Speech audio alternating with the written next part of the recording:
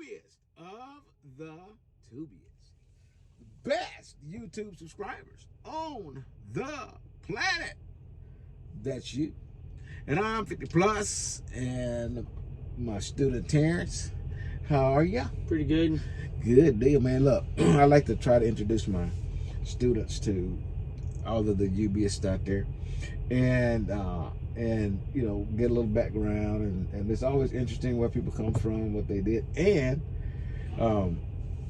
why you got into trucking, what you did before, and all that good stuff, you know. Yep. Now, we say whatever we want on this channel, okay? Right. All right.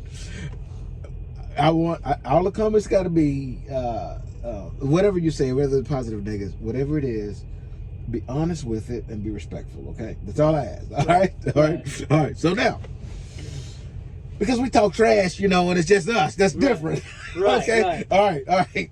So, me talk. Right. Right. You know, we have to have some fun on here, not just learn how to drive, but have some fun on here, okay? Right.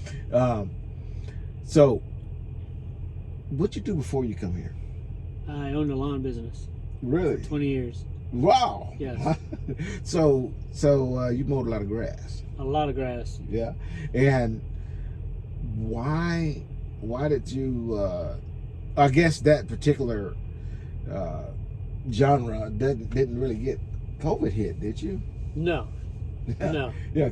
COVID did not hit grass, right? No. It just kept growing. It kept growing. Hey, Right. and by the way, we kept rolling. We kept, yeah. Yeah, Melton kept rolling. I can tell you right now, the entire time the pandemic was going on, the country shut down and all that kind of stuff. Right. I never, my paychecks never changed 100% the exact level of pay the entire time. I never took a pay. I never took a hit.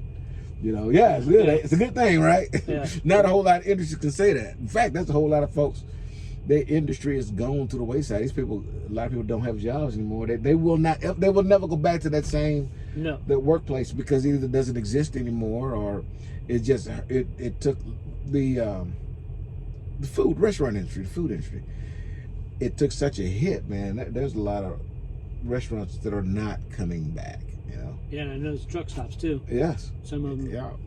But you decided to change careers and do truck driving. Why truck driving? Well, my dad did it way back in the day, and I said, F it one day. Yeah. Because I was tired of getting beat up for 10, 12 hours a day, and I just said, come and get beat up a different way. Come and get beat up a different way and drive a truck. And big trucks are cool. Right. Yes, they are. It's a lot of fun, ain't it? Yeah. Well, that's good. I'm glad you decided to come drive trucks, man. It is a lot of fun, and this is a pretty interesting country. How far have you traveled outside of? You're from Florida, right? Yeah. And so, how far? Florida is east and down southeast-ish. So, what about the northwest? Have you been up that way? I've been as far, driving a car as far as South Dakota. I flew to Washington, Seattle. We'll see if we can get you a truck and drive that way. Yeah. It's a total different experience. And, right. you know, when I started driving trucks, I'd never really seen real snow. I grew up in Houston, lived in Houston all my life, and real mountains and I-5 drive through California is a really I don't have a whole lot good to say about California except that ride up I-5. Man, that is a beautiful ride. That's what I heard. Yeah, California is a really beautiful place to look at. The mountains in anywhere, if you like mountains, is good. So, you know, riding and driving is just an amazing thing. If you haven't really driven those routes before, you got to keep your eyes on the road. Yes, yeah. Yeah. Yeah. You man, look at that cow. Yeah. You have to get focused. Right. We'll have to get you some of those things that they put on horses. Yeah, to keep you, right. Yeah. But you know, it's a good career because you get to see a lot of stuff. Okay? Right. So you will enjoy that. You know, we've been talking, you'd like to do a lot of camping and exploring and stuff like that. You know, so it's a lot of stuff to look at. So you'll enjoy it. Yeah. So when you decided to come drive, what were your options and why flatbed? Why flatbed? Because I don't want to sit in a seat and that's it. I like to work a little bit, you know. Yeah. So I figured I can work a little bit doing flatbed, not just sit in the seat. So you've actually been on the truck a little over a week now. So have you done some work? Yeah. I gotta admit it's a little bit of work, but it's not working 10 hours outside every day. Yeah. So you know, flatbedding isn't for everybody. You know, a lot of folks. I've had several students that you know, they did fine when they were on here, but a lot of the securement and climbing and tarping and stuff, especially I run regional, so I'm in the heat a lot, and a lot of guys can't handle it, man. And I get it. Flatbedding isn't for everybody, but you seem to be doing it pretty good. Well, I mean, if you cut grass all the time, you get outside in the weather all the time anyway, so you understand. Yeah. But the physical part of it is really not that bad. You know, people, you know, just like you was getting ready to put a tarp on the deck, and what the forklift guy say? I can do it for you. Yeah. Oh, appreciate it. Yeah. Appreciate it. It's going to be people that say, well, you know, how heavy are the tarps? I can't remember more than maybe once or twice that I've ever lifted those tarps up at even chest high. You know, you just don't. The forklift driver is going to put the tarps on top of the trailer for you, on top of the load for you. So then all you have to do is get up there and unroll the tarps and kick them off the sides. It's you know, everybody worry about how heavy those tarps are, and how many times have you put a tarp on top of a load? None so far. It's a very rare occasion when something like that's going to happen. Because those guys, forklift guys, put the tarps up on top of the load. It's just nothing, man. And then even most of these guys on high loads, the shipper has some sort of mechanism to help tarp, like either a tarping station, or they'll have a boom arm that goes on a forklift that drags the tarps up there for you. We like to say that this job is all, you know, difficult and a lot of work involved, but honestly, that's just hype, man. It's just not really. Like to say your job is tough and you're the badass for doing it, but the fact is, shippers don't want you injured on their property. Right. And so they're not going to let you do something that could possibly cause you injury. They're gonna put the tarps up there for you. It's not that big of a deal. Loved it when they did it. Good deal. Yeah. So we know why you chose flatbed, but yeah, I guess I need to ask you if I personally looked at TMC and Maverick and Melton simultaneously. Yeah. And obviously I wound up here at Melton. Okay. And I'm straight up and honest on this channel. I don't, you know, sugarcoat anything, you know, and I can tell you right now, I'm not some sort of genius. You know, Melton was the first company to get back to me, so I go with them. Maverick never even responded, and Melton reached out to me before I could even reach out to TMC. Okay, and man, I just got lucky. Yeah, that's it. You know, I just got lucky, and you know, it's not that I, you know, looked real hard at Melton, but I mean, the truck gods just smiled on me. Because I you know, people ask me why I come here. That is exactly what happened. Yeah, that's exactly what happened. I chose Melton and Maverick and TMC caught my attention as I was driving for my previous company, because their trucks always looked good. You know? Yep. They never had a you know, they never had a raggedy truck. I never see junk being pulled by a Maverick, TMC, or Melton truck. Right. So that's the reason why I just want the experience, so it didn't matter which company I was going to get. Right. That's why I just got lucky. Okay, that's just the bottom line. But maybe your reasoning for coming to Melton was different. Yeah, because I looked at all three of them too, and a lot of the reviews Melton had weren't bad reviews. They were just people going elsewhere on their own.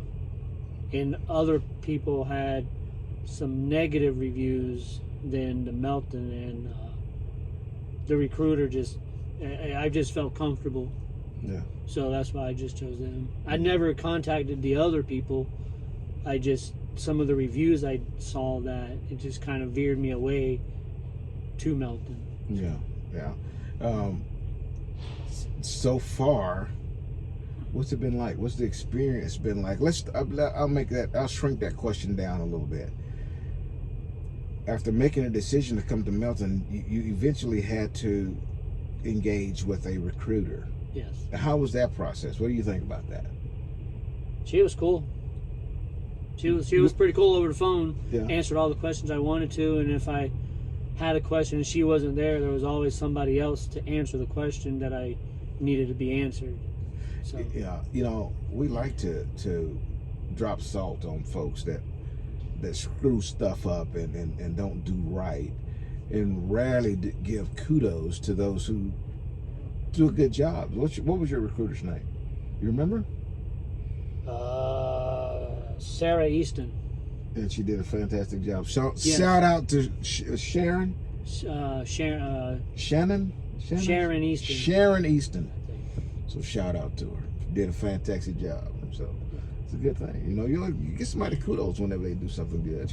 Yeah. And a thank you. And so after the recruiting process, you eventually had to get to Tulsa for orientation.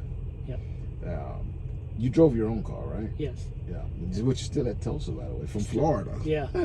That's not an easy ride. I guess you was just getting a truck driver ready, huh? Yeah. Well, yeah. So when you got to orientation, you got a room by yourself, or what? How did that work? Yeah. The first two weeks was you get your own room, and then the third week they usually bunk you with somebody, but my wife was there, so I got my own room. No. Okay. So, well, good. in a better hotel too. See, there you go. Yeah.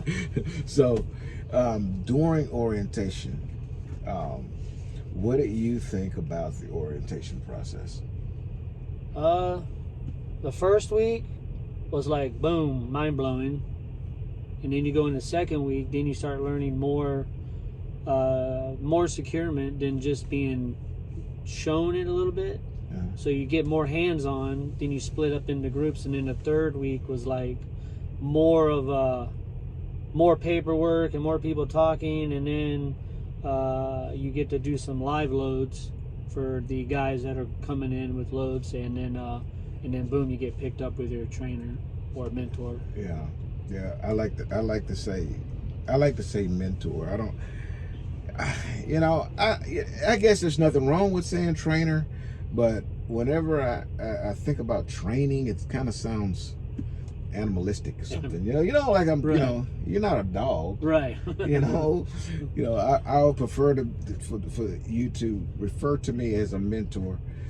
That way, when you get off the truck, Yeah. and your training is done, I'm no longer your trainer. I would prefer to be a mentor, and then when you're done with this process, later on down the road, you can have questions, and you can always call your mentor, right? Oh yeah.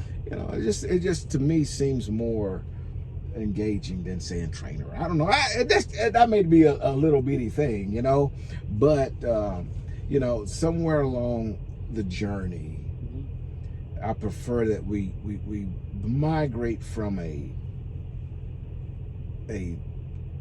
mentor student type of thing to a more of a co-driver feel, and then you begin to handle the truck yourself, handle everything yourself, deliver the loads, pick the loads up, and not just sit there and go along for the ride. By that time, you'll be ready for your own truck. That should be how it works. You know what I'm saying? Right. And so to me, that's the mentor part just seems to fit better.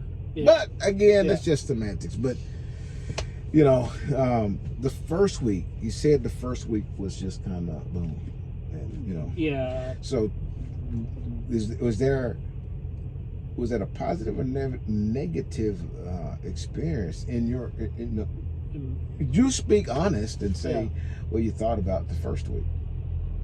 Well, it was a lot of paperwork and a lot of stuff just thrown at you, and I think it could have been a little different, but yeah. Yeah, and I get I don't think that I've ever had a student on this truck that did not say that. Really? Yeah, every one of them say that. You know, I don't know. A lot of what goes on in that class or that the orientation process is regulated by FMCSA. There's things that has to happen, right, and legally, and you know, to stay in compliance. And then there's some stuff that I believe the company would like for you to know. Yeah. And you know, in my opinion, based off of what every student that has ever got on this truck has all said the same thing. What if, and I'm just speaking, you know, I'm just a, you know, a mentor, that's it. But what if the company had, again, your recruiter name was what? Shannon? No, Sarah. Sarah. Sarah Okay. Easton. So let's say Sarah said, "Okay, listen, you're good to go. We wanna bring you aboard," and she gave you a temporary code and login to a website, and then you go to this website, and this website has modules. Mm-hmm. Okay, and those modules were basically what happened when you go into orientation and someone stood in front of you and spat out a bunch of information relatively quickly in a short period of time, a few hours, okay?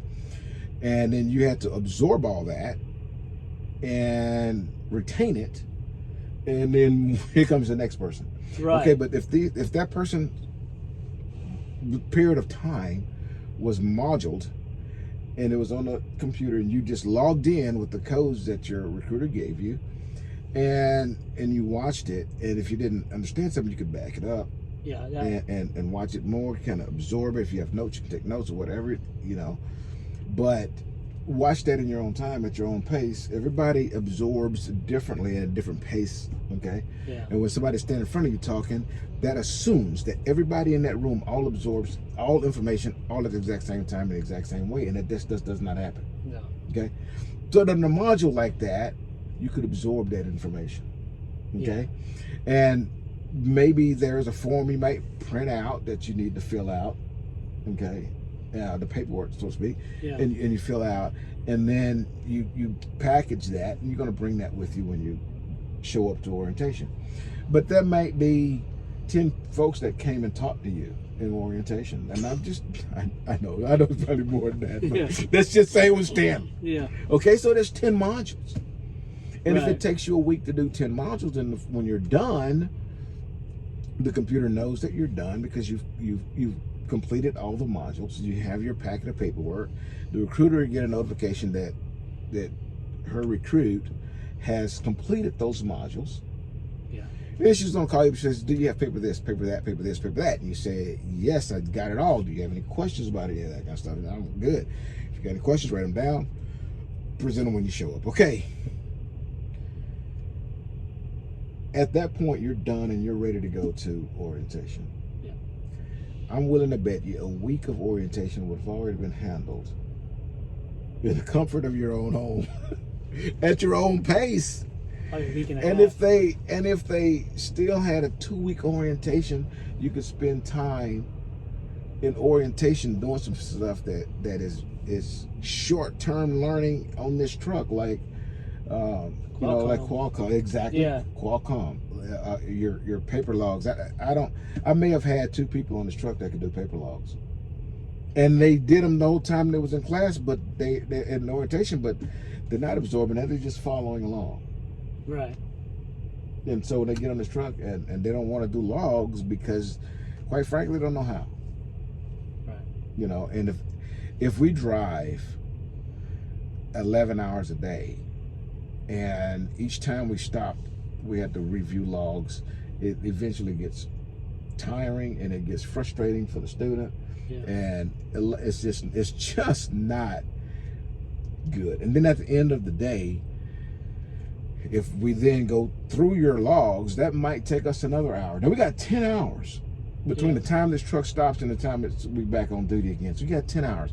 If I got to spend, an hour of that 10 going through log, if I got to spend, extra time doing anything other than you having your time in that 10 hours outside of this truck, has got to be some of that time. Yes. It leaves a short window for relaxed time. You might get 6 or 7 hours of sleep, and then I'm going to ask you to get up and bust ass again the next day, and it's really difficult.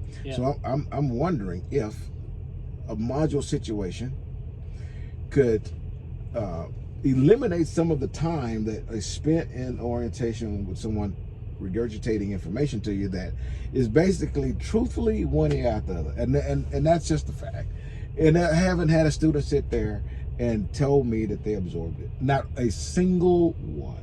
Right. I can see. Yeah. I can see. Yeah. I think it might have been better, right? Yeah. And I'm talking a lot, but I think I'm saying what you would have said. I'm just trying to break it down in a more understandable type of situation. And if I'm not saying what you meant, then I shouldn't speak for you.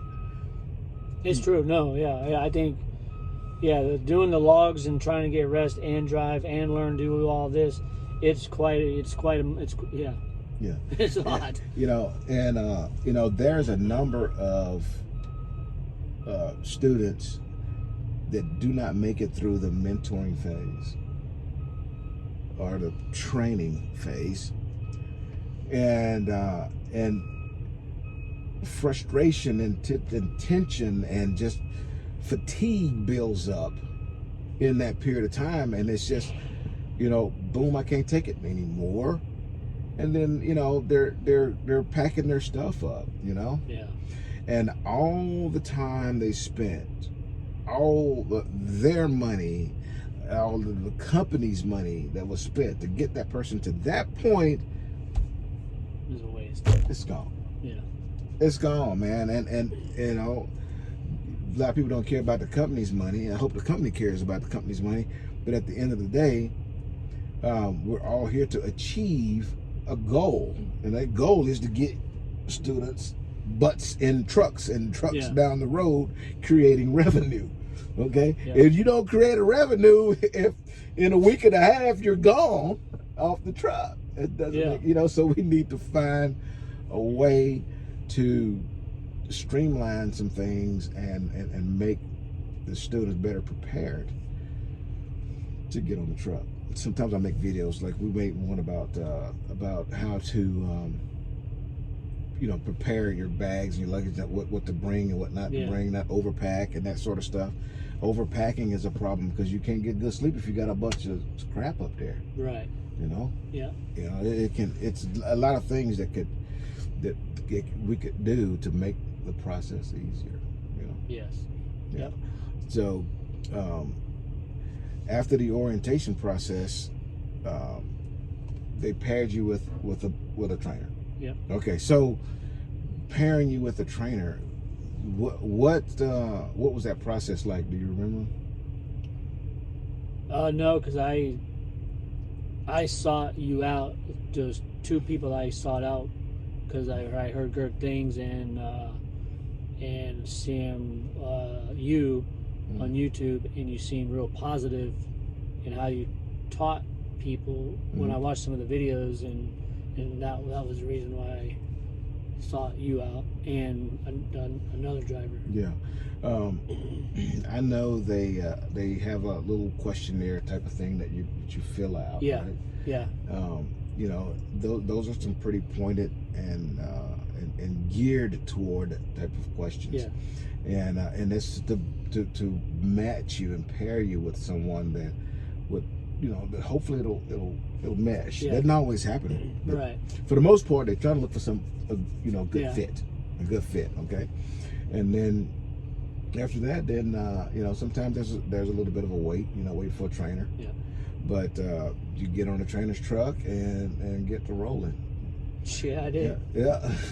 Well, we're running along. We're at 25 minutes right now. So on the next video, we're going to continue this conversation, and we'll talk about your expectations, what you expected out of the training, mentoring phase. Right. On the truck, and I hope that so far it's been a positive one. Yeah. I hope. Yeah. I try. Oh yeah, it's been positive. Good deal.